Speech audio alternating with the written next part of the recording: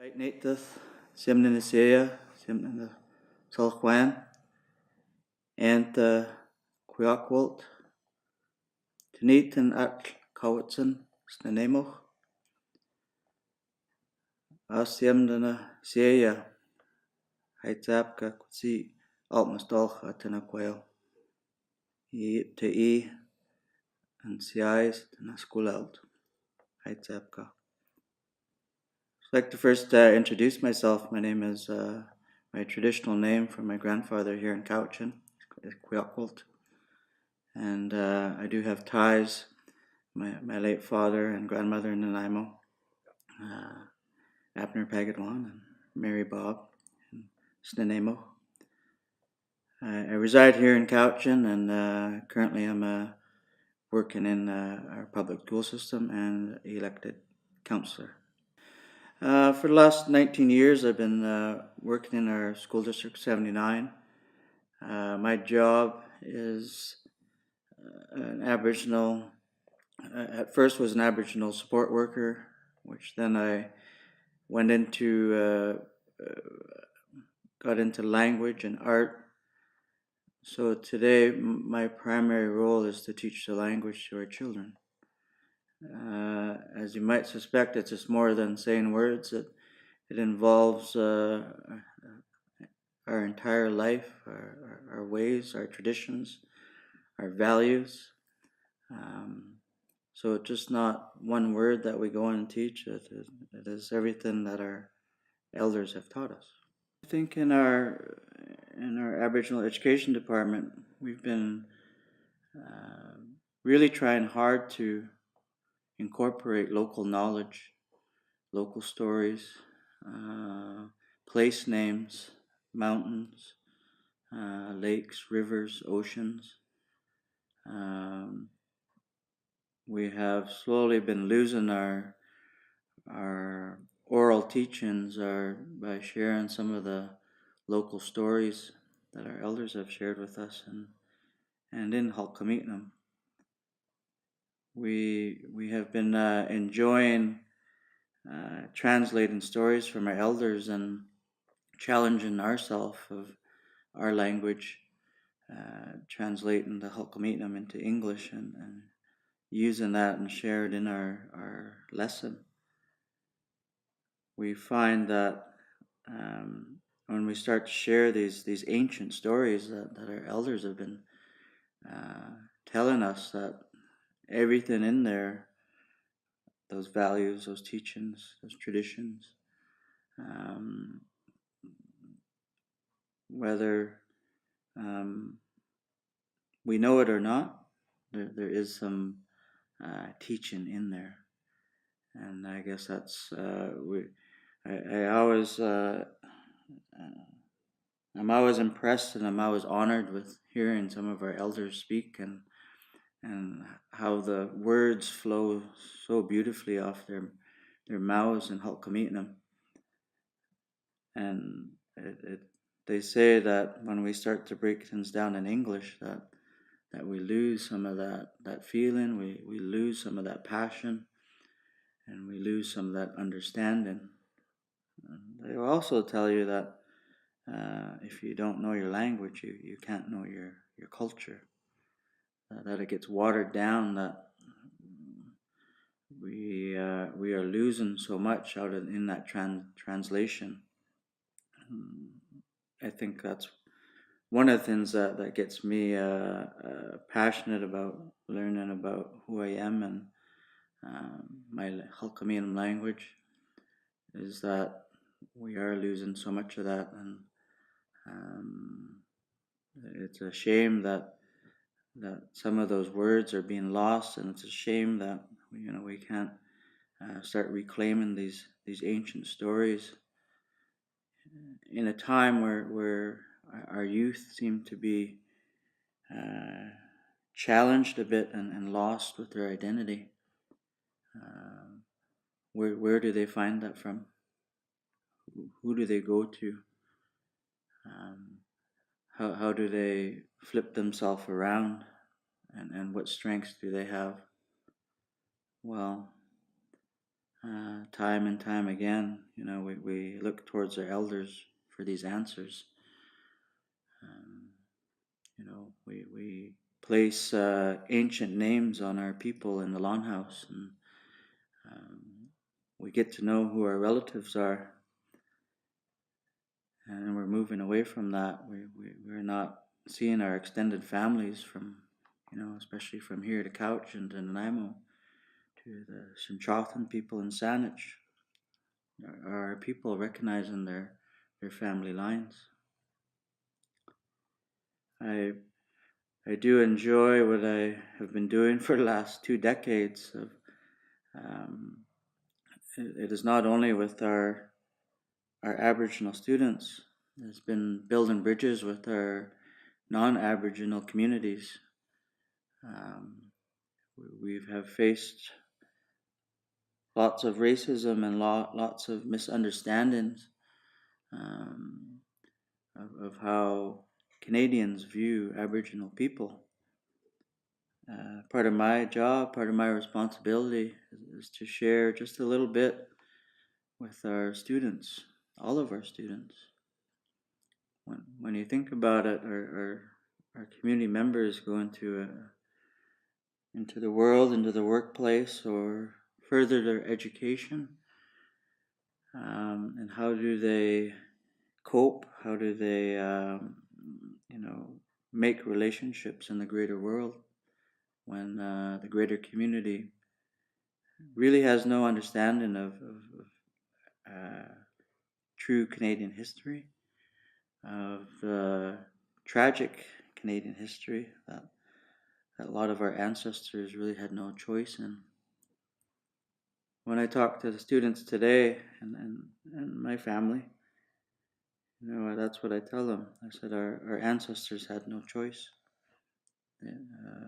They were forced into um, things that they won't want to talk about in public, that they won't want to talk about with their immediate family. Lots of shame, lots of embarrassment. So I take that information and tell my students, you have a choice today. You have a choice to pick up your language, to pick up your culture, to opportunity to better yourself with academics and education. Easier said than done. Just because we give our people options doesn't mean that everything is fine and things are moving smoothly. We have a lot of work to do with our own people. We definitely have to spend some time in building those bridges with the non-Aboriginal communities. It is true that when our people are searching for that identity, that they're searching in the wrong places towards gangs and maybe poor choices and lifestyle and addictions, and we can go on forever on things that are we're leading statistics in all of the wrong categories, and in health and incarceration, employment. We are being leaders in the wrong categories. All the more important, I think, that the work that we do, and um, my conversation in the last while has been around what are some of the answers that are plaguing, or what are some of the really deep issues in Native communities, and where do we begin? And I'm still probably biased in this, but we still need our children in school. We still need our children exposed to uh, culture and language, and um, the elders will never give up on us. They will never give up on us. They are proven and they demonstrate on a day-to-day basis of what the not so much swallowing the one mind, one heart, that we work together, that we stand people up. Any type of gathering from our peoples across the coast and people across our great country and Indian country, that we don't let our community stand alone. We stand them up and help them. Nowhere else will you find this teaching, this gift that our Creator has given us. We help one another. It's very powerful, and we still need to keep going. We can say that everybody always talks about we walk in two different worlds. You hear that concept a lot of getting a traditional teaching versus a university teaching, or should we be content to take a little bit of both and continue walking? It is no secret that our people's knowledge and information over centuries of thousands of years, as we come in more modern times, experts are coming to us for that information. What we have to offer, modern science and geologists and biologists, our elders can match up to any one of those professionals. We just don't have a paper to prove that. Indigenous education, I think for a good part of my community, that we have to reclaim our education. We have to awaken that spirit. We have to humbly encourage our older members to come forward. The devastation of residential school has put our people away, and they hesitate to come out and share what they know. They hesitate to echo what they've heard all of their childhood. We're slowly, coming around that corner. We are witnessing a good population of our people coming forward and very courageously stepping forward with their knowledge, with their stories, with their skills. They are the experts. I've been involved with education, for 2 decades myself, and what have I witnessed, and what is trending, or what is happening with our young people. And I'm going to have to go back to that we are not engaging our youth in education, nor are we engaging our youth in culture and language.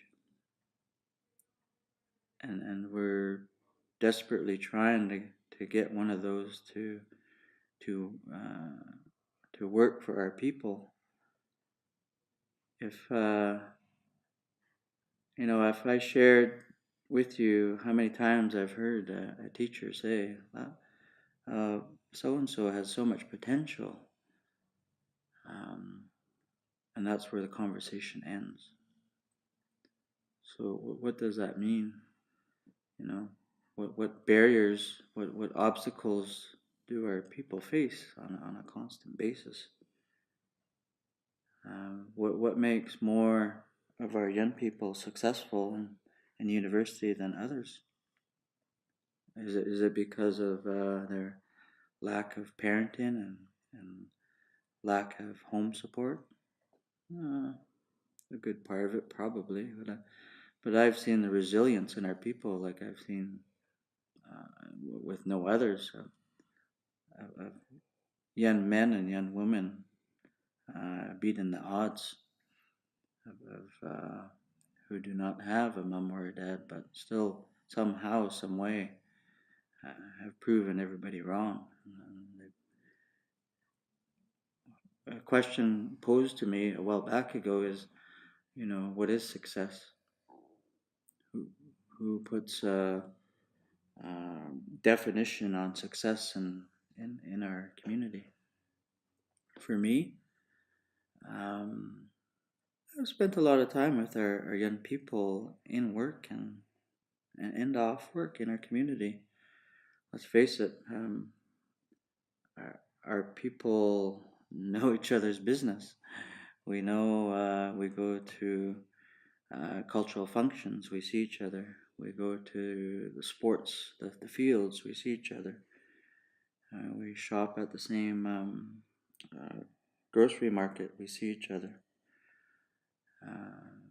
We're related.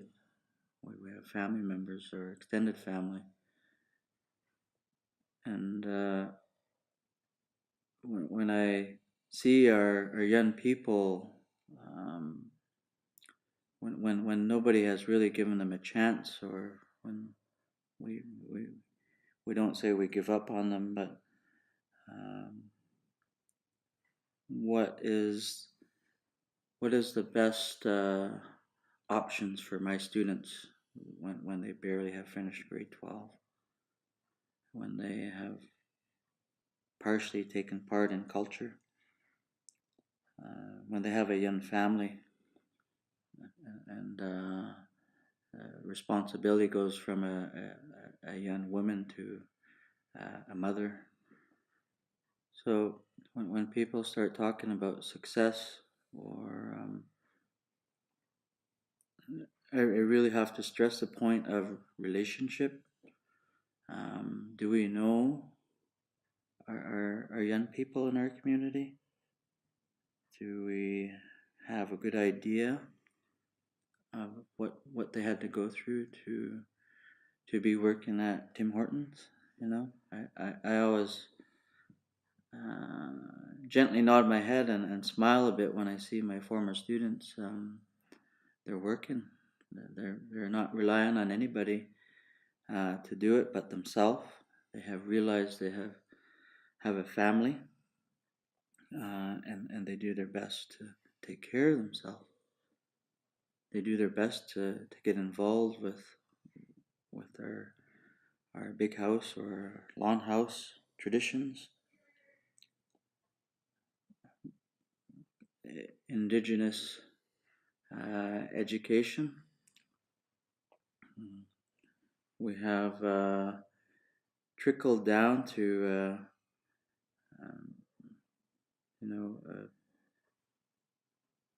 in our community in particular, we have lost a lot of elders in a short period of time. I think we're a bit of a scrambling mode to save as much as possible to to encourage and to inspire our young people to do their best, whether it be at school or in the lawn house. One of the things that I share with our when I talk with educators, um, why don't why are we playing this game of school system K to 12? I'm not sure if that works for us anymore. And I'll give you an example. So if we see our young people struggling with science or math, um, and maybe you and I can't do it, but if we send them out fishing, um, we send them out to do a chore that comes natural to them, which might take a bit of science and might take a bit of math, of putting together a spear, of learning something about the tides, of learning something about uh, nature, all the traditional tools, and uh, where to go, how to do it. Uh, why isn't there as much value in that than there would be a biology 11 test? That's equal to of any academic world of just because society doesn't take this in consideration, it doesn't mean that we have nothing to offer in our culture. And then what tends to happen is our young people do not become successful in that grade 10, 11, and 12, or any grade, but yet they have the community is filled with all that type of information. That's what I would want to talk about if I was talking about Indigenous education. So you touched on it a little bit, but how would you measure the success of your program? Um, yep, it's worth repeating again. I'll start with the relationship again. Um, when when I was working at the high school, I really had a hard time. I was professionally challenged. I needed to. I guess I'm a very passionate person, and I've had the luxury of parents for a long time. I've had the luxury of grandparents for a very long time. Anybody in our community will tell you that um, having both of them at the same time is such a gift. So when I worked in high school, what I didn't realize was, um, again, it comes to relationship building. I have to know.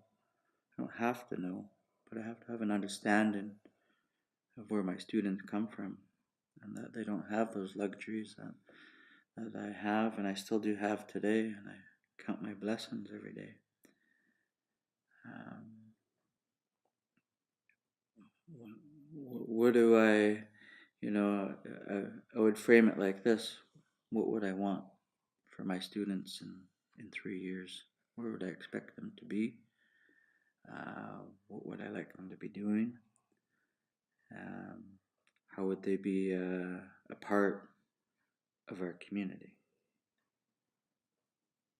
And my answer to that is, uh, we all know if they're struggling, uh, especially even out of elementary school, and they're having a difficult time to make it to grade 12. My thoughts and my expectations of my students, uh, of course, would not, I'd be happy that they move on to a higher education. But knowing what I know and where they came from, and the difficulties or the obstacles that they have gone through, whatever makes them happy.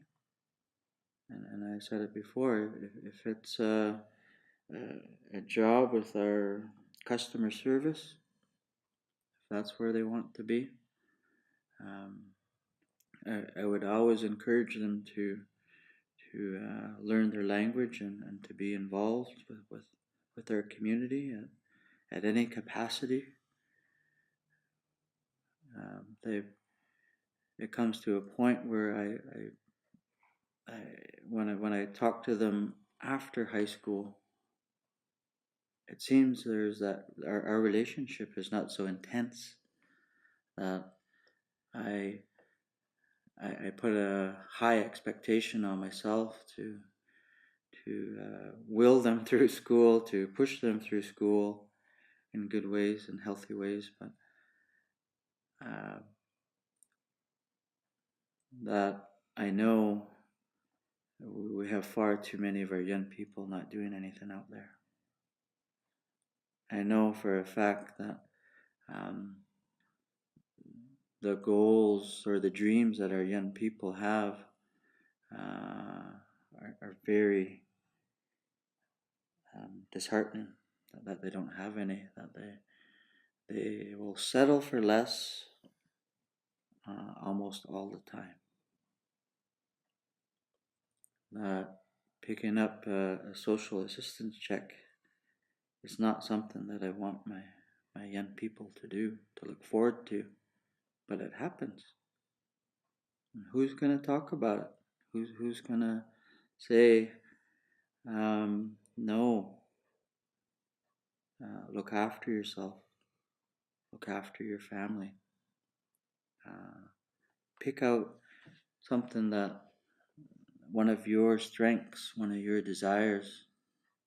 Our elders will always say, every one of us have a gift, and that we hold it in our treasure box, and one day, it's going to help us. That each and every one of us have a job, and some way we'll be helping community, we'll be helping our families. At the end of the school year, it is very uplifting. Families may have never thought that their children would graduate because it has never happened for them. It has never happened in their whole entire extended family. It has to be the favorite part of my year to witness this larger than life event that maybe some people take for granted. That in other families that they're not too worried about their son or daughter graduating. Maybe in Aboriginal community, it is a great big deal. That it's a great big deal because you don't see it too often. Maybe in some families that they're so proud of their son or daughter that they've done something that their parents wanted to do so bad.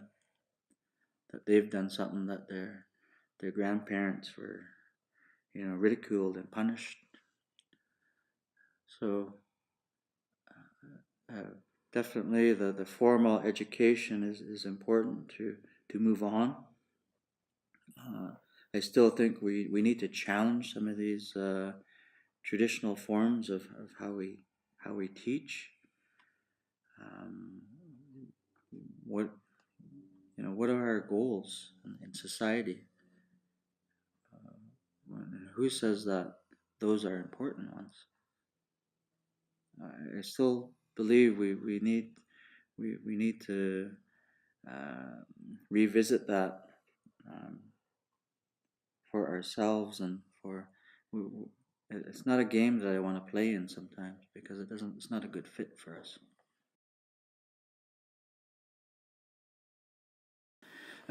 I'll just reflect upon maybe um, some of the leadership that I've witnessed over the while. Some of the people that inspire me. Some of the people that just makes me want to be a better me. I always watch speakers when they talk. I'm always engaged into our elders that are telling stories. People that are very great talkers and speakers, people that can go in and out from English to their own language. Very confident, but in the same sense that are very humble people.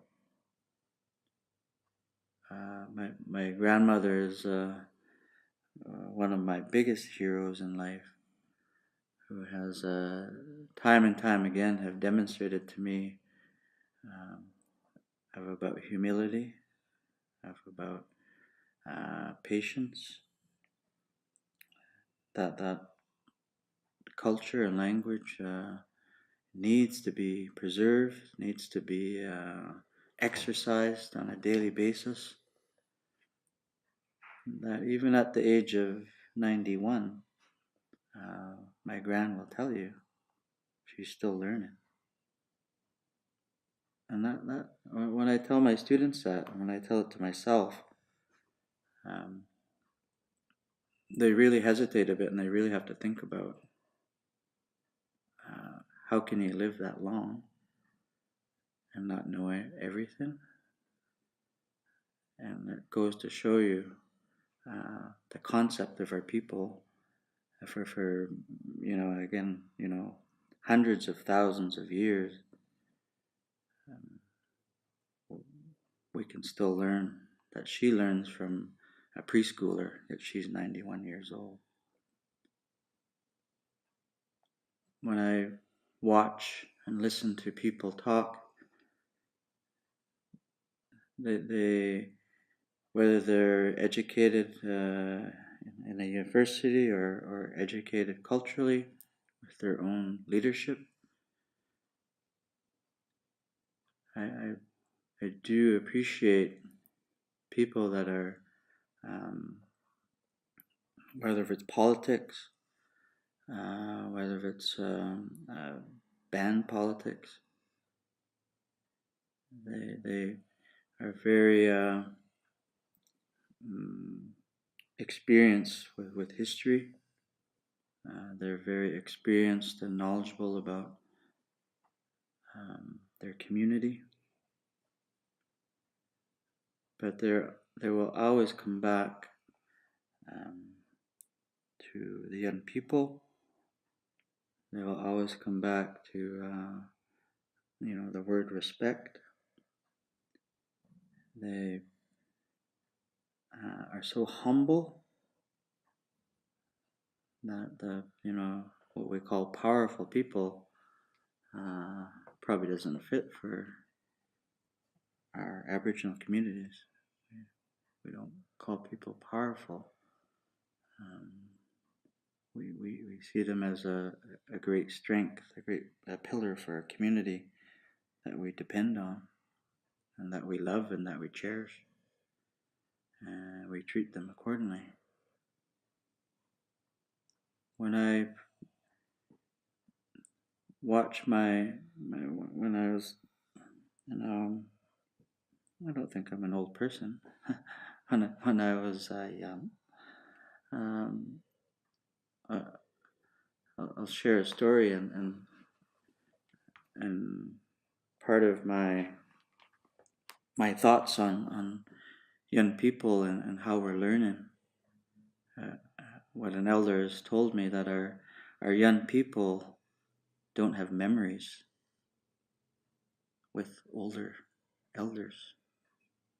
Our young people today are no disrespect to grandparents today, but there is a different experience that a certain generation of kids got where they would be hunting or fishing or weaving or walking, cooking, building. And it doesn't have to be a really cultural or a significant cultural experience. It's the fact that they've had that experience to create a memory. And what the elder's point was that our young people can't go back in their memory. They can't take a life lesson from any of their their childhood. That you will often hear charismatic speakers, powerful speakers, as they may. They'll always share a story with you, and it's usually always about their childhood. Well, why do they share that story? Why is it so important?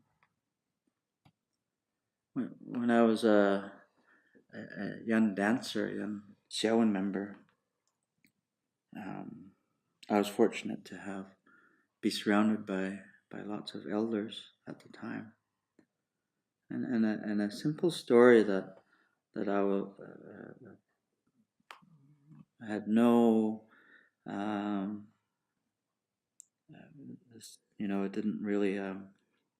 It's something that I can share, and it's not secret in ways of our culture. But one of our most respected speakers at the time, and at the time, larger than life man who spoke not only for Couch and people, but spoke for the Salish people. Late Arnold Sylvester, and I looked at him with much respect, and was in awe of him, and speaking this language that I didn't know, speaking it so powerfully, so clearly, so smoothly, so beautiful, and no matter what you say, that those Hul'q'imni'num language is very beautiful. So when he one of the times, and he sat next to me, and I was admiring. He had a spinner, a feather in his hat, and me being me being so young at the time, and trying to make conversation with him, which probably I didn't know how. And I said, really like your feather, Uncle.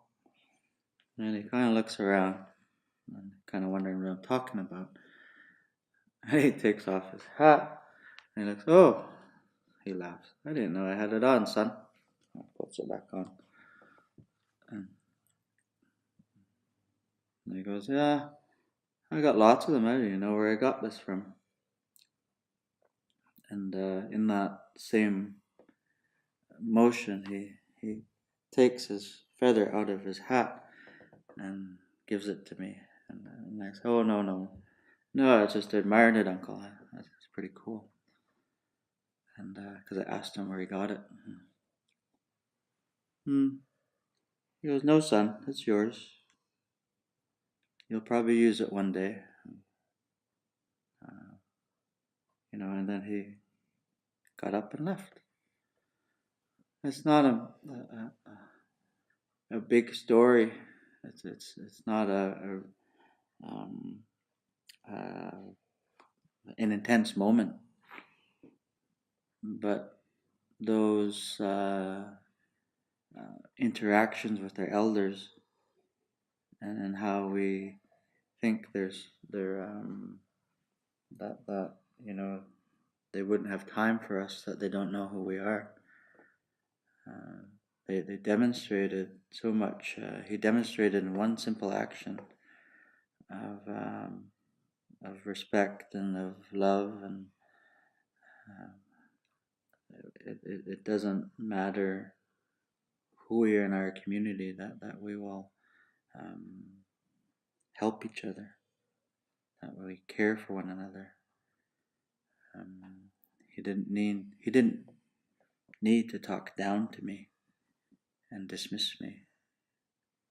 He simply said he didn't know where he got it from, and furthermore he just took it. That was his belonging. No, it wasn't. It was mine to take care of. So needless to say, and I'm gonna say that's probably about 16 years ago, and I can remember it like it was yesterday. So getting back to my point of memories and of how children aren't acquiring those memories with their parents or even our elders, of how much we're missing out, and as our young people get older, what can they reach back on to help them today? I do get scared. I do get worried that we're not building enough memories with our elders. I still believe that we are not doing ourselves any service by, going from K to 12. We may still have K to 12, but in the curriculum, we need to, like I said, our people are our own experts at our culture. If we are constantly challenged with keeping our kids in school, if we're challenged with a poor graduation rate, low attendance, where do we begin with those serious issues? In 10 years, what are our options that we can work on? Lord knows we got our hands full enough with dealing with provincial and federal bureaucrats and policies, and what can we do at our level in 10 years to make changes, or to at least entertain strategies, to at least, when I said, how come, here's another example.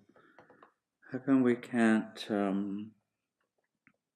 send our young people out in the community to perform tasks, to make a report, or to do certain things that's important to our community? And I say this to educators. In order for them, to complete their job, their task, they would have to get an elder to sign off on their chore or their report. Who is better to talk about community involvement than our elders?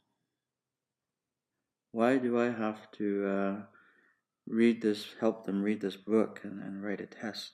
And what type of value, or what type of,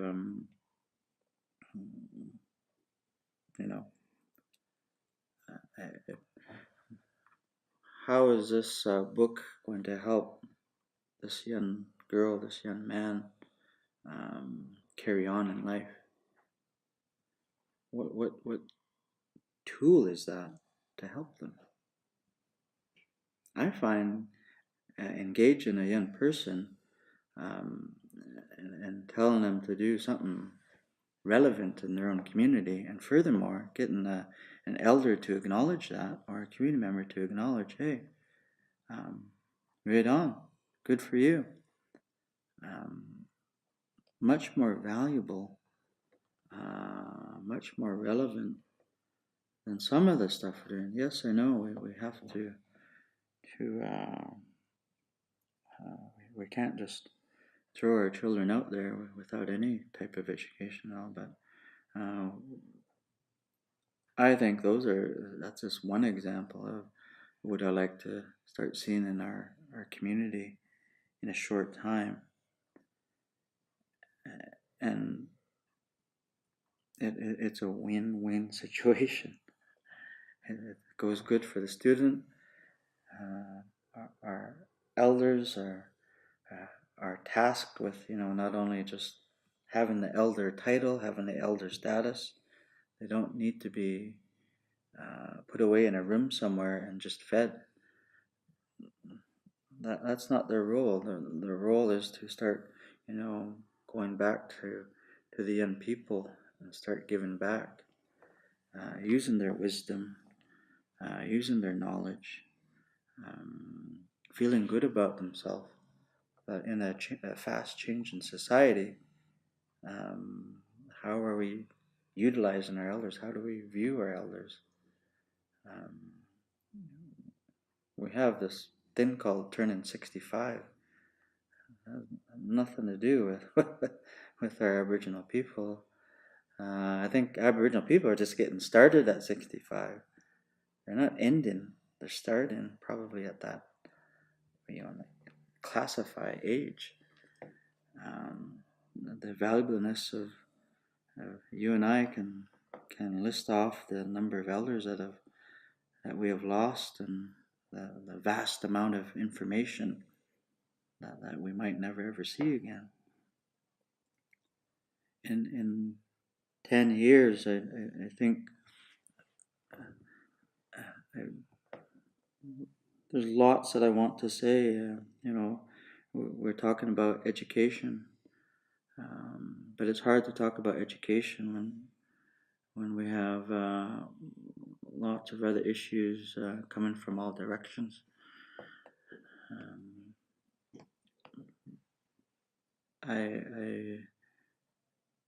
I'll say that a change in mentality of some positiveness in our community. I talked about racism. It is alive and well, but it is alive and well in my community against each other.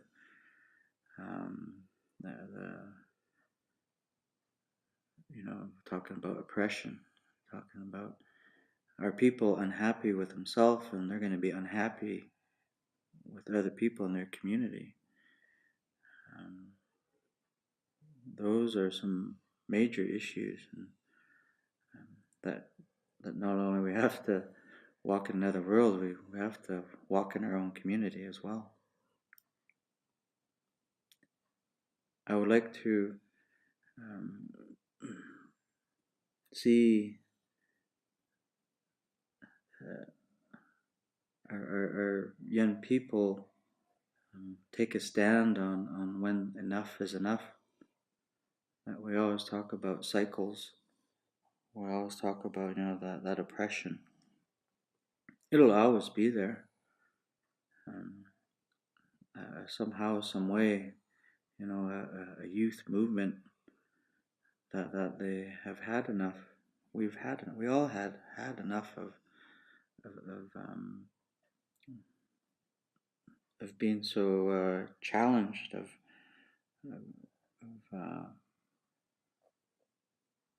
that Aboriginal people have had, difficult times, and that we don't want that crutch anymore. We are tired of lobbying for funds. We are tired of, not being inclusive on many levels, on many stages that we're stepped over. I don't want our people to lead into that negativity anymore. I want them again, to reclaim, what is rightfully ours. That our elders at one time did not have a choice.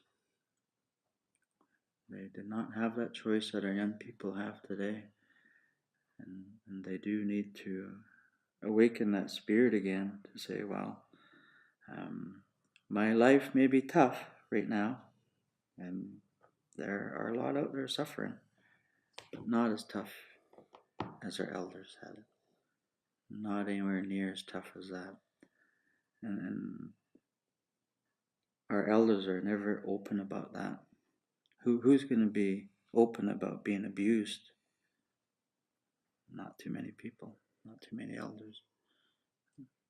So I would like a shift in mentality of Aboriginal people, not to, there's a lot we can look outward, but I would like our people to start looking inward a bit and taking that bit of responsibility, taking that bit of humility, that our elders have always stated that we're helping one another, that we're always learning every day. And it begins with our own self, it begins with our own family. We're told that it takes a community to raise a child. I don't know if that's true anymore. We are fragmented. We get offended by others who try to reprimand our children, who try to say this is the teaching. And but I think if we're searching for answers, I think we got to come inward and start from there.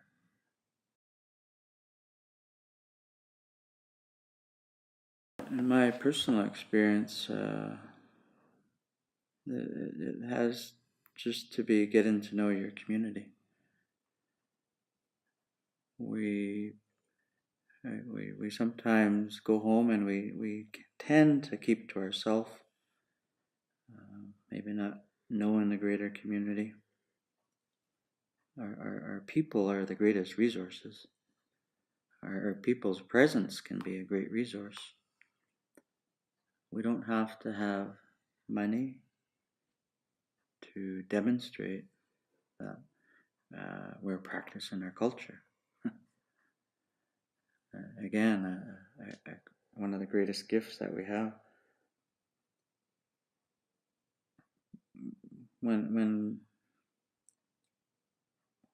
like I said, when we're a bit lost, when we're a bit fragmented, we definitely do need all of the resources and tools that we need.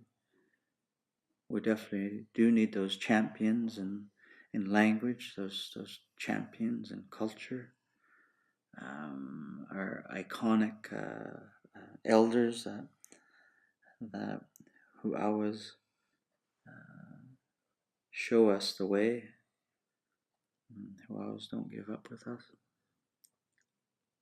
We're moving away from again that relationship with our community. We need to bring in those resource people. We do need to show our elders that they are an important part of our society. It's not reflected in the Hul'q'imni'num way, where, no disrespect, but they put them in homes. And again, I'll repeat myself, at 65, our elders are just getting started. That they are the great resource for our community. It must become frustrating for an elder, though. I won't jump on that side, but they have seen so much, they have witnessed so much, they have,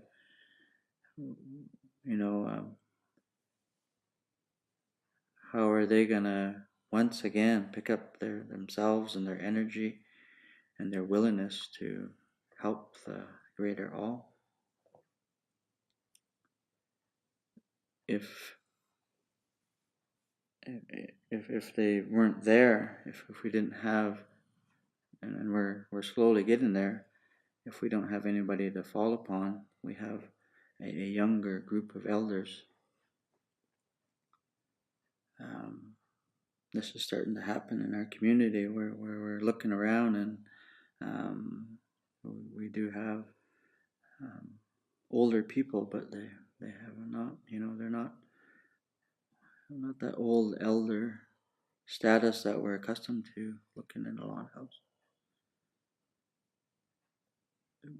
I think answer that question, I think we have to go back to our community.